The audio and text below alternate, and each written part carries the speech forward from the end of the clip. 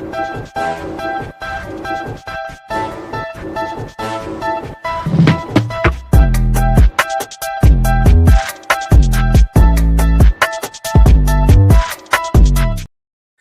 everybody. Welcome to NLL Lacrosse Talk. I'm Gary Groob. With me is my special guest this week, Brett Manney, former NLL player. Great to have you on the show, Brett. Thanks, Gary. Like the jersey in the background. I figure you would. I got Doyley's jersey from the San Jose days, so it's a little Love collector's item. Love it. Mind you, I've also got you a Wings cap from your era over my shoulder as well. That's iconic. I've lost your picture. Oh, there you go. There you go. I've gone back here. Yep. No worries. My first question is always that we ask everybody is, how did you get involved in lacrosse? What got you started? My sister, she was 2 years older than me. She did. She was a freshman in high school, and I had no idea what lacrosse was. And she ended up playing in high school. And my dad, I have a twin brother, so he kind of asked me and my brother if we wanted to play with her. And we would have catches and everything like that. And then kind of one thing led to another. I started playing in high school, and, I just kind of took off from there. So never really knew what it was until 7th grade. And then from there, kind of like the rest is history. Right. What made you stay in the game? Just the love of the game. I fell in love with it. I was a 3-sport athlete. And for me, it was just, I played soccer, basketball, and lacrosse, and it was a kind of a combination between it all. So I just think that for me, I was able to incorporate all the skills from soccer, basketball. I played hockey really young when I was growing up. So I just saw it as this plethora and blend of all the different sports together. And I just kind of fell in love with it. Right. What they used to make us do was, because being hockey guys, just to make sure they kept our money, was you had to play lacrosse. It's year round, keep you in shape, but it kept all the rinks going all through the summers too, right? That makes sense. Yeah, especially up there in Canada. Mm-hmm. Well, we had lots of rinks that weren't doing much, especially in the 70s when I was growing up. You went to Holy Ghost. Now, when you got there, they had just formed a varsity lacrosse program. Let's talk about that a little bit. Yeah, it was in its infancy for sure. When I got there, it was 2000. I think the program was maybe 7 years old at that point in time. So we really didn't have much of a program or history, and no kids went to play Division I lacrosse until I did. So it was just very young. For most of my years there, I had a young coach, a guy who was basically 24 to 26, and there was a lot of learning and developing, and we were okay. I mean, we had some athletes, but no one that really had a ton of lacrosse experience. And to be completely blunt, it was my third sport. I was a much better soccer and basketball player than I was lacrosse, especially in high school. Lacrosse just offered me the most growth and potential when I graduated from Holy Ghost. And, I just felt like that there was at its infancy, and I just wanted to make an impact. And I was just fortunate enough that I got to play with my twin brother and a lot of my really close friends. So I was just fortunate in my time there and tried to do as much as I could in my 4 years. Sure. Now, you went to University of Delaware. Let's talk about that. How did you get involved with the University of Delaware? Were there showcases? How did this all happen? Yeah, it was different really back then. I mean, I didn't play for a club because, like I said, I was a better soccer and basketball player. Mm-hmm. So for me, I did soccer and basketball really in the summer, and I was doing a lot of those camps. And then lacrosse, I would do these random, 1 or 2 or 3 day showcases. And that's when colleges really started reaching out to me. And, I got, multiple letters from Delaware, and I got to visit the school. Back then you could do official visits, and you used to be able to take 5 of them. And for me, it was Delaware, Fairfield, Navy, Notre Dame, and Bucknell were really my 5 schools. And then I kind of narrowed it down to Delaware. But it was funny. I told the head coach at the time, Bob Schillinglaw, that I wasn't going to commit to any school until I was done my senior year in basketball. Right. And we ended up making it to the state championship. So I didn't commit to Delaware until April of my senior year. And at that point in time, I think I was probably our last kid. But it ended up being extremely rewarding for me. Right. Let's talk a little bit about the Delaware years, because you had a really good career there, and the team did really well. You made its only trip to the Final Four in 2007, which was also played at Lincoln Financial. So good hometown deal there. Yeah, it was quite the year that year. I mean, we had a very good program in all my 4 years there. Um, my first year we went to NCAA tournament. The second year we lost in the conference championship, and then the third year we made the run to the Final Four, which had some really good guys like Jordan Hall was on the team and Curtis Dixon. So, sorry, I'm getting like bombarded by my kids here. It was just an unreal experience. Like we basically we got hot at the right time and we upset Virginia in the first round. Mm-hmm. And then from there, we kind of just caught on fire and did everything we could to be successful. But we were very talented. Like that's the one thing that people don't really talk much about is we had a lot of talented guys on that team that went to play on Team USA, Team Canada. And we just happened to overlap during those 4 years at Delaware. And unfortunately we lost to Hopkins, but playing in front of 45,000 people is something I'll never forget. Absolutely.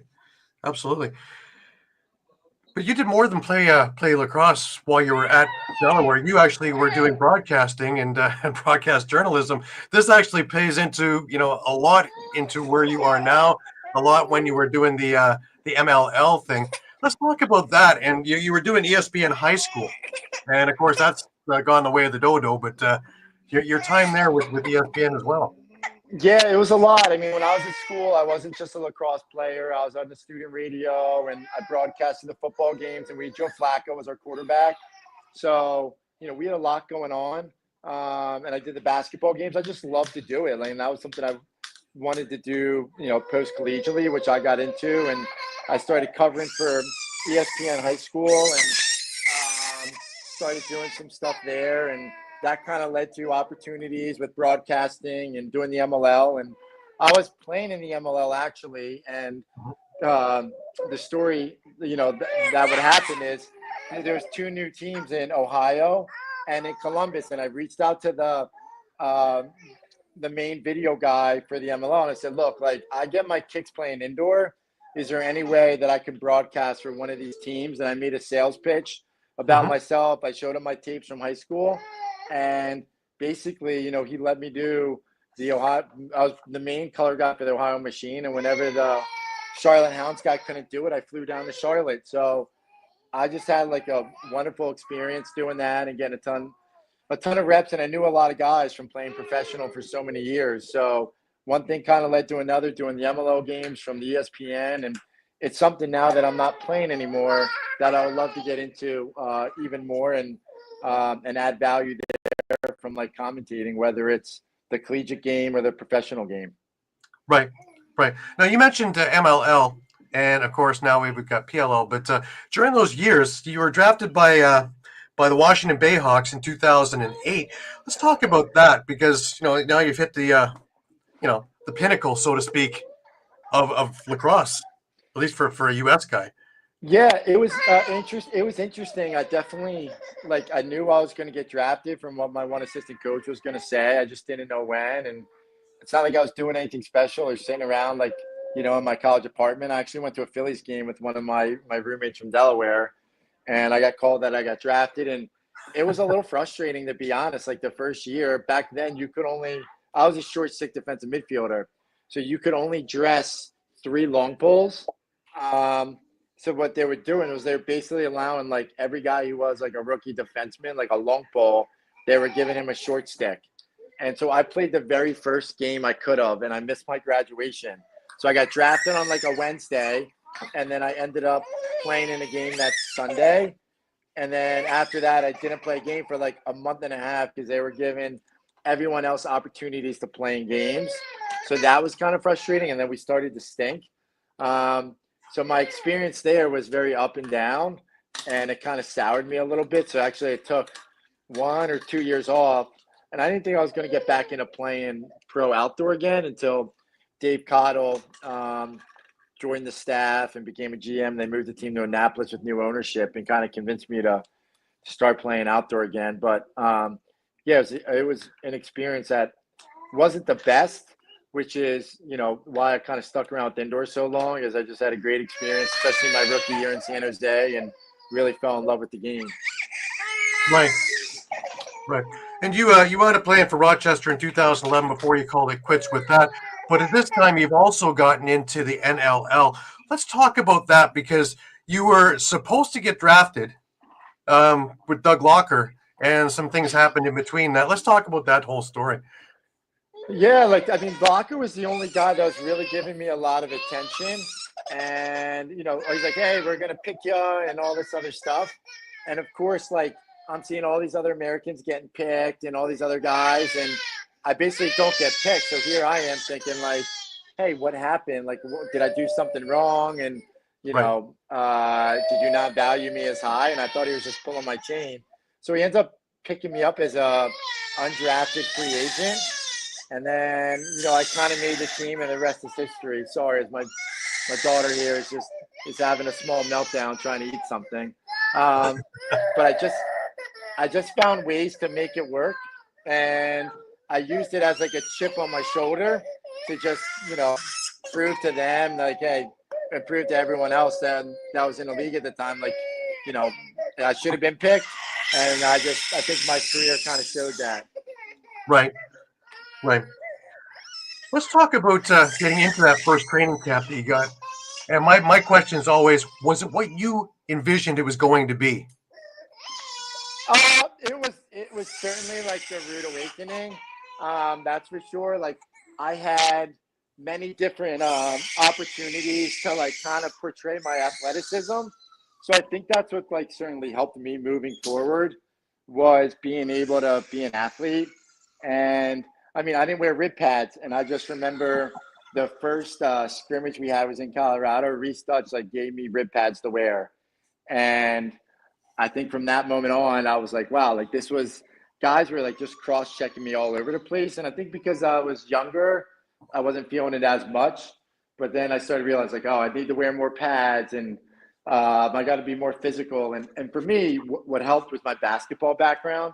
Right. And I was able to be this is how you hedge your pick. And it just became natural to me, where they just were telling me Brett, it's how you play basketball. And once that kind of clicked for me, it was great. The hardest thing I struggled with was picks and repicks. Because, when you're playing American defense and outdoor, once you guard your guy and you throw it away, you basically did your job. But, realizing that aspect of the game was a little bit harder. But I couldn't have asked for a better group of guys that welcomed me onto the team and taught me as much as they knew. Guys like Kyle Sorsen and Mike Grimes, Peterborough guys, and Colin Doyle was one of the best leaders and captains I've ever been around. And I learned a lot from him on his leadership style and how he led. So I think that it was just, I was very fortunate to get in that locker room and in that organization of guys that were winners, but more importantly, incredible guys and great leaders and teammates to help my game grow. Right. And teachers, for that matter, really. Yep. No, it's astounding, and it shows just how much an athlete you were, because having never played box lacrosse at all, and you're able to walk on to an NLL lineup, that's pretty impressive.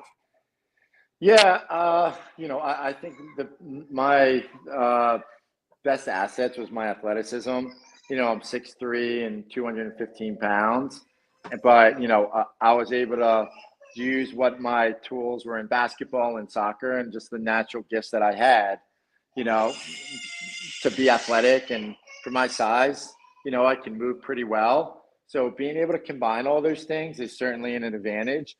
And it was something that certainly helped me the first couple years. But as I got older, I had to rely on smarts for sure. But the athleticism was one part, and then I just tried to soak in as much as I could from my teammates so that I could be, a great defender and learn as much about the game from them other than just one-on-one defense. Right. Now, San Jose originally had some pretty good attendance, and then it faltered. It wound up being you guys and whichever custodial crew was in there for the evening. Yeah. But you guys move. You guys wind up going to Everett, Washington. Let's talk about that. How did that come across? Was this like the old style of here's an email? By the way, pack up your stuff. We're now in Washington, or did they actually let you know what was going on? No, we had like inklings that we were going to move, and then basically, and this was a lot was from talking to Doug Locker. Okay, there were proposals getting put on the table, and from what I can remember, I think one of the places was Redding, California. Another place was outside of Vancouver was Langley, where they eventually went, and then there was Everett, Washington, and basically everyone kind of made pitches on what they wanted, and then we moved to Everett, which is about 30 minutes north of Seattle, very blue collar town, but the arena was incredible. It was perfect. It's at like 8,000. It was actually called like the Comcast Center. Mm-hmm. They treated us really well. They would pick you up at the airport, or you would get like on a little bus and they would drive you to the hotel, and the hotel was close to the arena. Downtown Everett was like a little bit sketchy in some parts, but not terrible. We went to Seattle a few times, which was beautiful, but I mean, we ended up having like a miracle run, and we had it to a championship and won the whole thing. I think championship game, it was sold out, and the people really bought on to the game there. And, we had such a phenomenal team, and can't mention a lot of those guys I've already did before. Like, just the success that we had there was built with the guys on the team. And, you couldn't, for that ownership and front office, you couldn't ask for anything better than your first year, winning a championship in a new city. Sure. I think one of the things too is you added guys like Matt Beers, and then of course they traded Colin Doyle to Toronto, and you got Lewis Ratcliffe. And who knew at that time that was going to be the piece that actually put you guys over the edge? Yeah, and I remember specifically him sending an email to us because Toronto sucked the year before. They won like 4 games, and Doyle saying, "Hey guys, like best of luck, and I'll see you in the championship." And I was just thinking to myself, like, dude, there's no way. Like, you stink. But, to his credit, and with a couple good rookies, like I think they had Steph LeBlanc and they got Garrett Billings, and you put Colin Doyle into a room, like, you're going to win. And just by chance, like, we were in the championship that year against them. But, it wasn't only Lewis. We did get Beers, but we also had Luke Wiles in that trade. So he just added like another weapon to the right side. Lewis came in and had a great year. And stepped in and scored a lot of goals on the lefty side. And then Reese Dutch was in his second year, and Cam Cedric was like a great third lefty who was always moving and setting picks. So our offense wasn't just like 1 or 2 guys like it was the year before with really Doyle and Zawicki. Now we had 5 or 6 guys that were dangerous on offense and all could put the ball in the back of the net. And it was certainly fun to play defense behind those guys. Right. Also, having a goalie of T. Rich was pretty amazing too. That never hurt either. No, T. Rich is the man, and he was great. Like that year, he was unbelievable, and so cool, calm, and collective too. I think we started out like 7 or 8-0, and he was the main reason why. Like, not many people can probably remember the D guys that were on the team. It's not like we had a national, like we had a defender of the year or anything like that. But we had a lot of really good guys or guys that were like coming up that were going to be really, really impactful studs in the league. And when T. Rich played the way he did, that was the reason why. Right. And of course, that championship game was strange to say the least, because Toronto had a lead going into the, coming to the end of the third, an empty net goal, pulling their goalie, and that changed everything. In the fourth, you guys just poured it on and came away with a big win. Yeah, it was special. And like when you think about, that game, you more or less like think about the year and what happened. And it was tough for me. Like, I dislocated my elbow that year, and I was actually the first game, and it's like realizing like what it's like to go through adversity and know that your team is being extremely successful, and kind of putting behind your own selfish needs to try to get back and be on like this competitive, very successful team. So for us to do that, and for me personally, to be part of a team that went to the championship, and like I said, Gary, it was, that place that night was rocking, and to be able to do that with that group of guys was special. And it was one of those things that, as I played in the league and got to see Curtis Hodgson coaching, with Vancouver, and seeing T. Rich coaching and some of these other guys making impacts, Yep. once their careers were done, it was certainly special because, those are lifelong relationships after you can host a cup together. Right. Now, the grind of going from Philadelphia cross country to Vancouver obviously wore on you.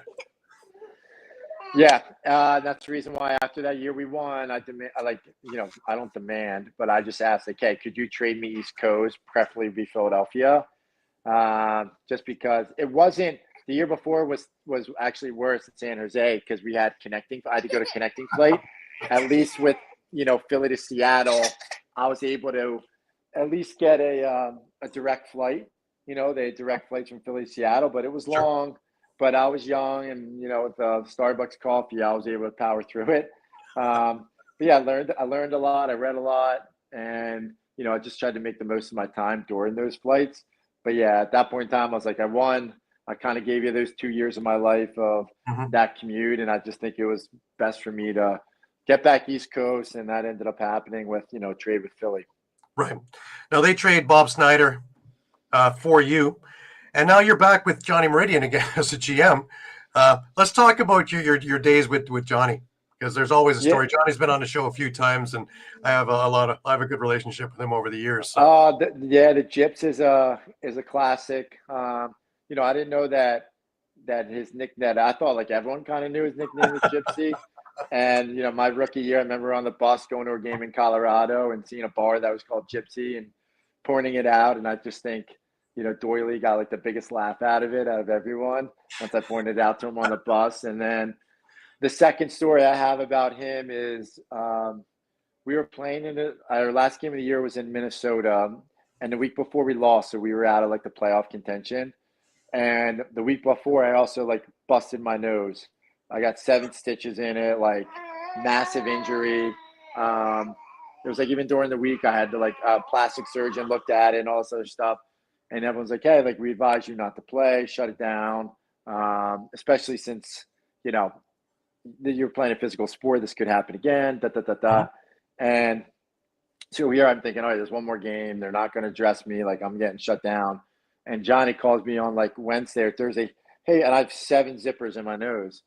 And Johnny goes, hey, Brett, I think we need you this weekend. A couple guys are sick and blah, blah, blah. And can you fly out to Minnesota? And I'm like, sure, like just being a teammate, I'll be like, hey, I'll be there. My now wife, probably girlfriend at the time, probably wasn't too pleased. Sure. But we fly out there, and here we are. Like I said, it was our last game. We're done. So it's Friday night. We're all in the hotel, and just by chance, this hotel had like karaoke. So guys are like, like we can let our hair down, and we're not going to go wild, but we could have a beer or two. So guys are in there, hanging out. Karaoke comes on, and I just pick Fleetwood Mac Gypsy with Gyps in the bar, and everyone just loses it. And I start singing it to him and serenading him, and he was a good sport about it, but it was one of those moments where you're just like, oh, this is pretty epic between your coach and GM and a player and the relationship. And I was like, well, if you're gonna have me play with these 7 stitches in my nose and a mask that like reflective mask that I was gonna get chirped at, well, just let me sing Gypsy karaoke for you. That's brilliant. Now, being a Philadelphia guy, you're traded to Philadelphia. What's it like? You're walking on the floor, and now you got the hometown crowd. You got family there. You got everything there. It's special. It was something that I never took for granted. And, I loved it. The fact that I was able to, it's almost like every kid's dream is to play in their own hometown for a professional sport. And yeah, I know it's not the Eagles or Flyers or Sixers, but I was a diehard sports fan growing up. And it's how my dad raised me about going to games. And I went through like 1 or 2 Wings games in high school, and they were like out of control. And to be able to go there and play and every game having like at least 20 people in the stands that were there for me was pretty special. At the same point in time, it was a huge distraction. Every game, people were coming, and you need to get them tickets and get them good seats, and you're filling out stuff before the game. When all I wanted to do was focus on just playing, which was something I was able to do once I got to Connecticut. But it wasn't something that I ever regretted, and I was just extremely blessed, and I'm very thankful looking back on it that my friends Mhm. and family who didn't get to see me play that much professional lacrosse my first 2 to 3 years outside of school were able to see a lot of me over the next 3 to 4. Right, and I love the Philly crowd because I worked with Edge of Philly for a bunch of years as well, and well, this is for you. Oh, go Birds! Go Birds, Cat, my man. Now let's talk because this was when Meridian had that experiment of mostly U.S. players, and you guys were successful for a bit, but having guys like Mundorf, Westerveld, Nadelin, Inucci, you guys had a lot of talent uh, on the team. Yeah, unfortunately, like we ran into Buzzsaw Rochester there for a few years, and they were just they were our Achilles heel. Like we had ups and downs and moments there, and they wanted like a ton of Americans, Hmm. which I understood to the part of like trying to sell tickets and everything. But I think we maybe had one or two many of them, I would say. But with Hmm. that being said, like we were a goal away from beating Rochester the first year of their three-peat, and we ran into them the next year. It was like a similar thing. We couldn't beat Vino. I think we might need like one or more two Canadian guys to put a kink in his armor. Hmm. But it was fun playing with all those guys and doing it. And obviously, like they were trying to do something different because they weren't winning beforehand. So if they're able to get some of the best American players, let's see if that were working. But um, I think it would have made it a little bit better if we had a couple more Canadians there to help balance it out. To be honest, I think you certainly need your Americans, but I think you need a healthy balance of them to win in the NLL. Right. I think it was a little bit before its time. If you did that idea now, the way U.S. Box Play has worked with the box lacrosse game, I think you probably had a much better opportunity because it's much more savvy box lacrosse U.S. crowd. Yeah, just imagine like a lefty side of like CJ Kurse, Blaze Reardon, like Brendan O'Neill, and a defense would be Danny Logan and Ryan Terafinko and Connor Kirst. I think outside of the goalie, you would be able to put together if you could find like 9 or 10 of the best 20 Americans and put them all on one team, you would be very successful. Yeah, You'd be pretty Bowers, damn athletic. Flagel. And now these kids are coming in like with a ton of box experience, whereas 15, 20 years ago, we didn't. Right, We were just learning on the fly, and you had to pick it up in training camp or else you were cut and never playing again. right. You're in there in Philadelphia, and now we get another one of these moves. And this one took everybody by storm. This one, no one really expected originally that Philadelphia is going to move out of Philadelphia, and you wind up going to a casino in Connecticut.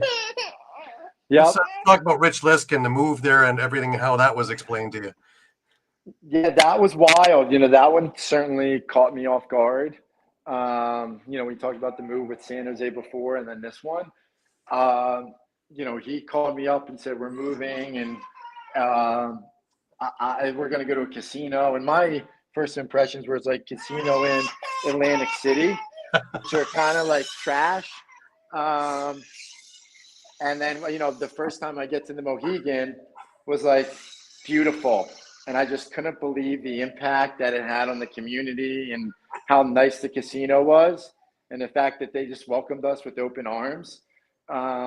So, playing at the Mohegan, if you talk to anyone, was like a special experience that, we all loved and wish that they got a team back, to be honest with you. Right. They had a built-in home field advantage as well with a smaller field. One and two, the game that you played was a Sunday afternoon game most of the season. Yeah, we had smaller rinks, different boards. We would play sometimes Sunday afternoons. So we had the best home field advantage. And as I got, older, I loved it. You could crowd on guys. You could be right on top of them. And they didn't even know like you were doing that. So our pressure defense was to our advantage at times. And the ball wouldn't come back as hard off the boards. It would die. So there were certain like little intricacies of the floor which made it better for us and a huge home floor advantage. Like, I bet if you looked at our wins and losses, there was a lot more wins than losses that we had when we played at the Mohegan. I believe that. And Glenn Clark, he built something really special over the years there, because you take a look at the players that they had with you, and you're talking about Kevin Crowley, Garrett Billings, Brett Bucktooth, Tyler Digby, Sean Evans, eventually Callum Crawford. You had Matt Spanger for a bit, Riley O'Connor, the Buchanan guys, Jay Thornberry, Colton Watkinson. You had Doug Jamieson, who was young and just developing into the goalie of goalies that he's become. These are all huge pieces into building it, and it culminated, ironically, in the COVID year, a year where I thought that was your year to win the championship, and of course the world shut down. Yeah, two big things which kind of put us over the hump was one, Glenn Clark. The first year we didn't have him, and the next year he came in and just totally shifted the culture and philosophy. And he brought in Jim Veltman, who led to a more freestyle play on defense. And, we kind of just took off from there. So that was that. And then they made a trade for Sean Evans. And it was the first time, we had like a superstar. Even going back to my days in Philly, we had really good players, but not a guy that, hey, this guy's going to give us easily 100 points. So when we got Evie in there, like that's when we started winning with the combination of Clarkey and all the other pieces. And I think just from there, it was pretty special in that 2020 year. Like, I'm so connected to a lot of those guys on that team because, that was our year to win. We just had all the pieces and we were clicking, and then COVID shut the world down. Yeah. Yeah. And of course, you also had a little known guy little small guy, Bill O'Brien. What a fan favorite he became. Yeah, Bill certainly, made his presence known and got a little viral fight, and such an awesome guy that actually wasn't looking for the fights until he had to do it, and then it kind of came to him. So he was certainly a guy that was, a fan favorite and just a super guy. Absolutely. Thurl and I, we go back a ways too. Actually, one of our writers at All Lacrosse, Muffler Mike, he became a huge fan with his wife during your time over in Connecticut. Let's talk now, of course, another move. After COVID, you move to Albany, and the team's already been in Albany once. What was it like going into Albany the next time in MVP Arena? That was weird because we were just coming back from COVID. So now, like, you still have to deal with the mask, and they're strict on what guys were doing and where we were going, and you were still trying to like figure your way. And we lost a lot of guys that year, like Steph LeBlanc left, and he went to go to Halifax, and they made like a couple moves there that year. So Callum left, for example. So Kevin Buchanan, they didn't re-sign him, and a couple of D guys. So we had a transition period in Albany, and I think that like that area too, like kind of had to learn the game again and figure out what it was. But I loved Albany when I was there, like just the commute and the guys that we had on the team, and we still had Glenn Clark. So that's what really mattered and what helped make us, really successful. Right. Now, you're now working with another fan base and trying to get them rejuvenated, and it's been a lot of years since Albany had been in the league with the Attack. Was it difficult to get fans engaged? Did they have you guys do more with the community? They tried to have us do some stuff, but at the end of the day, it was really like, it was tough because of COVID. They didn't want us around like a ton of people. They didn't have like post-game session. It wasn't until, the end of that season where they could have us meet season ticket holders and do stuff like that. So I just think it was tough for them that first year because of some of the restrictions, that was in the state of New York. And they tried the best they could. And we were good. We lost to Buffalo that year by, I think it was 2 goals, like 8-6. And that was the first year they won the championship. And I just think, we were just that close. And I think it was like 3-2 at halftime to a team that had all that firepower. And then, they end up making significant trades after that year, which totally changed the dynamic of the team to kind of what it is today. But, the guys that were on the team, Joe Reseteris was still on the team at that time, Riley O'Connor, Andrew Q, John LaFontaine. I mean, we had some awesome guys that I just loved being around. Right.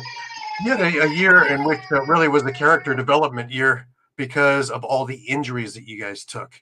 And what it did was it actually gave a chance for a lot of guys who might not have had an opportunity to get in there and really, really run with it, and which led to last year's really great um, explosion on the scene, should we say? Yeah, That was your final year on the team. So of course, yeah, my final year, I had multiple discussions. I said, hey, I'm 37 and been with you guys for, 13 years in this organization, and I'm not looking to play for a rebuilding year, And they're like, we're not rebuilding, we're just retooling. I went with them, and because once they started making the trades and were trading away some of my best friends, that changes the dynamic of the team and the locker room, which was something I think that, going back to Rich List, like he had a big part in doing, is creating a locker room that had great leadership and great guys that all got along and played for each other. Right. So then you look at the next year, and we just had a lot of new faces, and we went on a streak where we lost like 7 or 8 games in a row, and we had a lot of young guys and guys in and out of the lineup. So that was a very difficult year, especially with the amount of games we lost.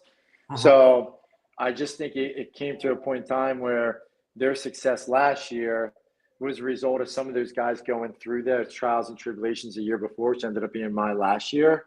And that paying off and having success. And they got high draft picks and able to get Simmer and Kurtzy and eventually Dyson Williams. So, I think, I'm just very happy for those guys that are still there, the Mike Burns, the Jackson Ishimiras, Waddy, some of those guys I'm still really tight with that are still on the back end, and Dougie and, Patrick Kashock, like what they're able to do now in the team that they have is like, they're a legitimate contender now for the next 5 to 10 years with the youth and now a little bit of experience they have on the team.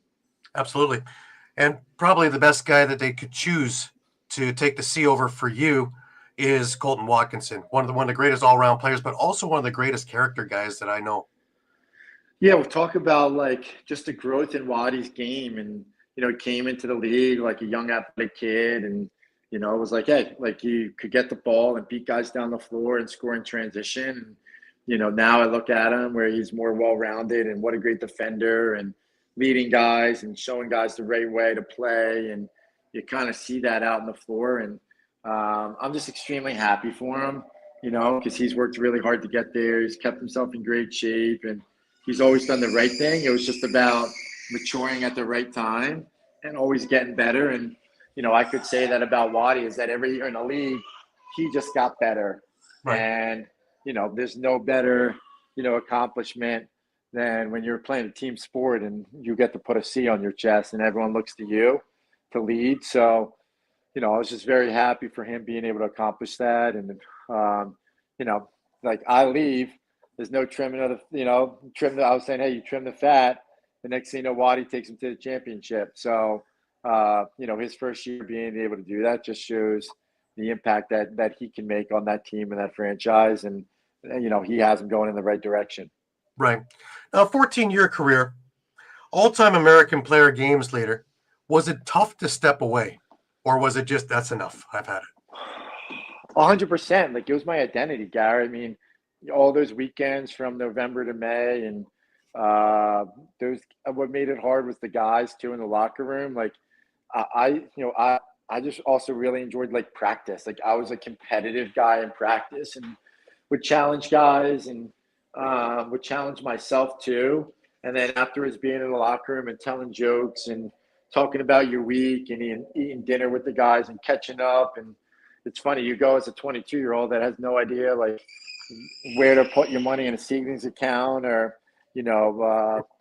what a stock market fund is and everything. And then now, you're 36, 37, 38, you're telling those younger guys like how to maybe invest their money, and how to get upgraded on to first class on seats, and what to do when you travel. And I knew every city I went to, I had my breakfast spots, my lunch spots, my dinner spots. And so you certainly miss, most importantly, like it's just the guys. And I loved competing, but I just miss like actually the practices of competing with and against my teammates, that getting us ready for the next day, and the shoot arounds. And just when you're in a locker room, there's so many things that it can't be said, even after you leave. but Yeah. just the busting of the chops with guys and assistant coaches. And, that's just who I am. Like, I'm from Philly. So I don't make it easy for people, on and off the floor. So I think I kind of just who I am and the way I kind of raised, and anyone that's from this area, like, kind of knows that. So, I miss that part of just the daily relationship that you have and the competitiveness of playing. Right. Now, I was lucky enough to be in attendance when they had the ceremony for you retiring your jersey and that. Let's talk about that. I thought the team did just an absolute class event for you. Yeah, that certainly caught me by surprise. They reached out to me in the beginning of the year and said, hey, pick some dates that we want to come and have you come to a game and bring the family and honor you in some capacity. And for me, it was, I just thought, like, hey, have me come on the floor and give a quick high five, quick high five to the guys. And that was it. But, it turned into the presentation that they did. And they gave me a whole room on the first floor.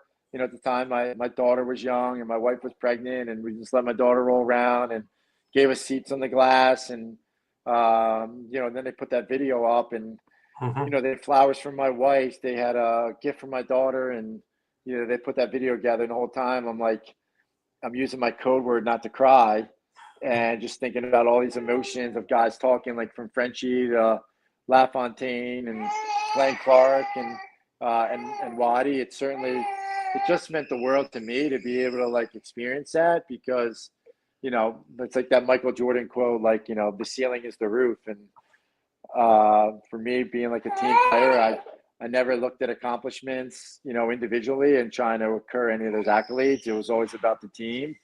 And I just felt like, when you see that go up, it's such a surreal feeling that you never, I don't think any athlete says, I want my jersey retired. Right. When you make a list of goals you want to achieve, it's like kind of surreal. And yeah, it was just a very special, classy move by them and that organization and the owners to do that for me, and something that, will be up there until the end of time, hopefully. Yep, definitely. And I took a 6-hour drive to see it, and I loved it. I was felt so special to be in attendance for it, because I was able to follow your career through all the years. And it's funny, because seeing you even when you were playing in New England and seeing you in Philadelphia, you were still one of the most popular guys at the post game. The fans still gravitated to you, and it didn't matter where you were. It's just you as a person and you as a player. And again, team first, heart on your sleeve. All those things come across. Yeah, I just think, even like for me, like, naturally, is that just like, I'm a salesman, in my 9 to 5 job.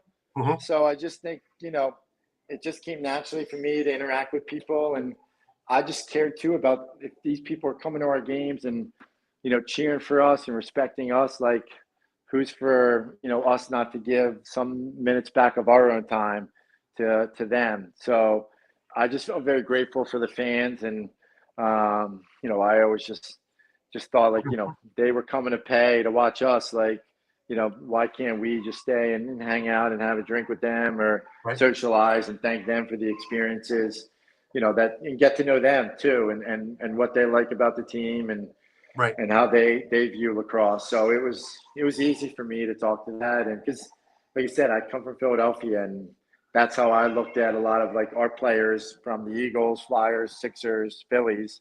Mhm. So I totally got where they were coming from, and now you're just on shoes on the other foot. Right. But that's a thing with the lacrosse community. I wish it was the same in all the other sports, but it's not the first time I've heard it on the show from a player talking about, giving back to the fans, because it's the fans and their hard-earned money and their time and everything else. And they just, they dive into the sport. You guys get moved and you're wearing a different jersey. These guys can have the tattoo of the team on their arm, and that will be it. And to meet up And I with had someone. that. I Mhm. had that in New England. There's a guy who had a tattoo of me in New England, and, you're just like, that's dedication. And just like, he's a fan, just like, I go to Philadelphia, like, Philly games, and I'm doing the same stuff. I don't have a tattoo of, like, Bryce Harper, like, on my bicep, but, I am still invested. And, Mhm. the Eagles won the Super Bowl. I'm jumping up and down like a little kid, and losing my, what. because, I'm passionate and, it's the sports mean a lot to me. Definitely. Now you come out, you're coaching, but you've been coaching all the way through. You've been in Haverford College, Overtime Lacrosse. You're the CEO. Let's talk about the wings, and now you're there with the head of youth development, and what's entailed there. Yeah, so they asked me to help them out with their junior wings program, which are practices and teams and trying to make them, better in their development of the box game. There's this junior NLL tournament that they've been going to, so asking me to help coach and lead that. It's had ebbs and flows and trying to get more kids involved from the junior wings perspective. There's been certainly some hurdles there, but also too, they did a great job last year of launching like a college box league where they had like 50 kids come and kids that are at, Penn State, Notre Dame, St. Joe's, NJIT, Vermont, just to name a few that played in this league. So I'm also trying to help them grow the college league so kids are staying local and playing, and they're learning from like Blaze Reardon coached the team and Anthony Jokum. I led a team. So, trying to have those kids be better box players, but also too, if they want to play in the NLL, this is like an intro to it. But also too, they're in college, so to make them better collegiate players when they get back to their campus in the fall. So that was the second kind of component of it, and it's been very rewarding. And I look at Philadelphia area as like almost, is leading the path for box lacrosse in the country. There's the Philly is a club program that runs in the winter. Penlax All Stars is another club program that runs in the winter. Blaze has his BR10 team. So, and there's also girls teams. So between boys and girls, I bet you that there's 200 to 300 kids playing box lacrosse in the Philly area, Gary. Which is, I don't know if there's other areas across the country that much participation. Right, right. Because here in Canada, we've got the Arena Lacrosse League to keep sticks in hands throughout the winter, and it's also put probably 30 or 35 guys into the NLL and stayed there. Now, I know the U.S. Boxla has done a lot, and we had PBLA for a brief time. Do you see more of that coming in throughout the country to try and bolster that? Because it's really been probably cutting edge here in Canada to have the ALL and, have these guys ready and in game shape, all the guys on practice rosters and all the influx of extra players, because we definitely need expansion because there's so many guys that need to be in the NLL that are good enough. Yeah, and I think the biggest thing is like you just need more Americans. I think you have the right amount of Canadians that are playing, but if we could have an influx of rather than having, 30 Americans that are playing, if we had 60 to 70 really good Americans, Yep. well, now all of a sudden you're talking about, there's another two teams right there that you can backfill those guys in. And I'm not saying that every roster needs to have like, 10 of them, but if you have 7 Americans on every roster and you have 10 teams, 10, 12 teams, whatever, now all of a sudden, that makes a difference. So, and they're coming for sure. A lot of these kids now where parents and coaches and club directors are getting into the box game and they're believing in it. So rather than kids starting at, 22 like myself, there's a lot of kids now that are playing box in the U.S. when they're 9, 10, 11. And even me having young kids, like I'm going to have them play box first so they get more reps and touches and, they can learn that skill development sooner rather than later. Right. Do you think expansion should be looked at again by the league? Because I know we just lost Panther City, but that's more logistics than anything else. There are plenty of players that really need to be in the league. Yeah, I mean, I think there's certain cities that are great, but it all comes down to financials, right? Like Minnesota was awesome, but they had to pay like $40,000 to play there, and they were getting $8,000 at a game. But I think it comes down to playing in the right barns, actually getting crowds that are there, and someone has to take a risk on it. So if you get wealthy pockets behind it and you're able to do it at the right venue, it can certainly work. Whether it's a Winnipeg, a Minnesota, guys always wanted to do Nashville, selfishly. Just that location where it's at is pretty ideal. Being able to share arena with the Predators and you're kind of right in the middle of things down there. So, I mean, I think it has to be the right place. But, it's not my decision to make. That's Commissioner Fruit and some of some of those ideas and decision that's on his plate. But certainly you would love to see it if because you only want the game to grow. Right. The State of the Union. Do you think that full time is on the horizon at some point, or is it too much to ask for guys who are working on their own careers? Yeah, I think at this point in time, it's still you're looking at least 5-10 years away, and I would put it more on the latter for that to happen. Like you really need big sponsorship money, and you need TV and all that other stuff to make it a full time gig for these guys. Because like guys are trying to do both leagues, and even that's tough enough. Mm-hmm. With some of the union stuff, because not like if you get hurt, it's not like, oh, you get hurt and never play again, you're fine. So I think that's something to certainly consider. And I hope that in 15 years, it's like what the MLS is now. And I think that's feasible, and where there's academies and, you would have thought the MLS would have been as successful as it is now, where it was 25 years ago. Right. So if they can just get to being almost similar to the MLS, like that's a home run in my opinion. Absolutely. One more topic before we call it. Olympics. Your thoughts on sixes? It's like box outdoor, and if I was the U.S. guys, I would put together a team of mostly guys that have box experience. You need to play offense and defense, and it gets up and down. And the best thing about it is why they decided to do it was now all these countries can play it because you don't need a roster of 25 guys. You can have a roster of 12. Yep. So if you're looking at, a small European country, it's like, hey, we only need 12 guys to be able to compete. And I think that's what makes it viable to be an Olympic sport is the roster size. And obviously being able to play in the Olympics is a big deal. So launching that, having it be in LA, I think is really cool. And it kind of allows, like, it evens the playing field with US and Canada. We've had their number in outdoor, and they've had ours in indoor, and we'll see who's number when it comes to the Olympics. Absolutely. Now the Ravens have done a lot of stuff with the with sixes in their tournaments in February. Had you a chance to check out any of that? And your thoughts on that? Yeah, I actually went down to the place in Virginia. It's called the St. James to actually check that out, and it was really cool. Being able to see that in that venue. So I credit Paul and his brother for taking the massive risk of not only the sixes, but just the PLL in general.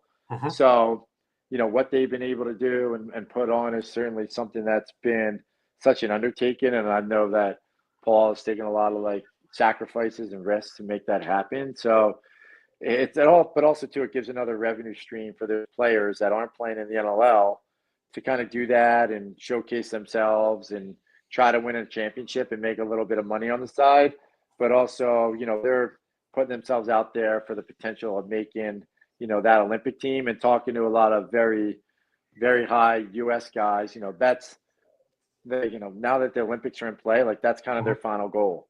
Right. Where it's like, hey, I'm doing this. Like when you ask how many years you have left, guys are like, well, if I can make that Olympic team, that's it. Right. That's a cherry on top, and that's it for me. There's not much else to accomplish. So now it just adds another thing for guys to try to accomplish, which I think is really cool. Right. Now, lacrosse over the last number of years has made it off of the ground floor finally and gone around 4 or 5. Do you think with the Olympics, another 280 countries watching it, that's the skyscraper?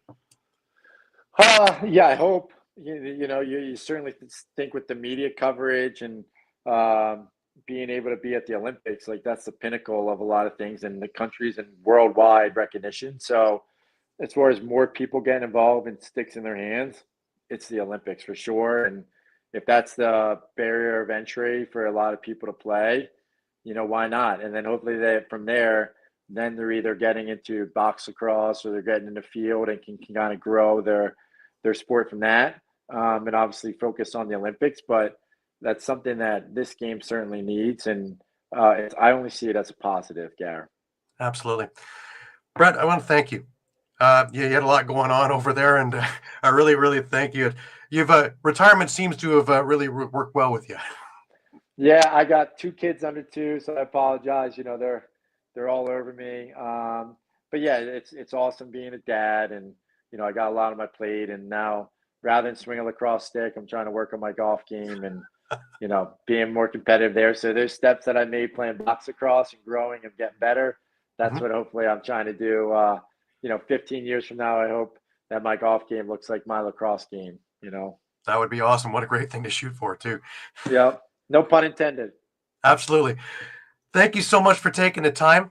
I really appreciate it. Wish you all the best with everything you're doing coaching wise and staying in the game, because we really need guys like you to stick around and give your knowledge to the guys up and coming, because that's what's going to keep them there. No, I appreciate Gary. Thanks for having me. Yeah, I'm at the Haverford School here, and we have our state championship games tomorrow against our rival Malvern Prep. So we're pumped for that, and just try to keep giving back to the game that's given me a lot. And I appreciate even what you're doing on the media side and trying to get more people involved. So thanks for having me, and thanks for supporting the game. My pleasure, as always. Thank you again. And this has been NLL Lacrosse Talk. I'm Gary Groob. Keep coming back to us every Thursday at 4. Today we had a little bit of a different time. All good. And we'll be back week after week after week, growing the game. Until next week, keep your sticks high, keep your spirits higher, and we'll see you all again soon. Until then, take care.